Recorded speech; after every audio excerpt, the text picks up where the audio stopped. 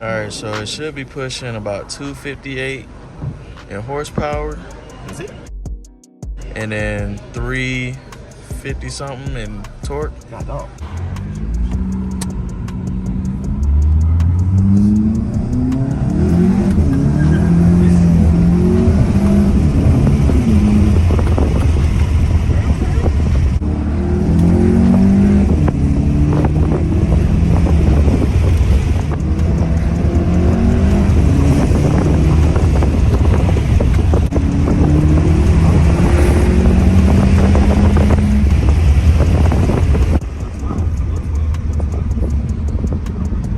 Almost. So this is stage one? This is stage one cob tune.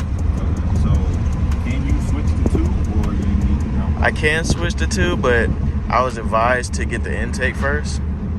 Like I accidentally switched it to stage 2 and it pulls a lot harder. It's a catless downpipe. No, intake. Yes, it's stock to intake. When I pull over, I can tune it to stage 2.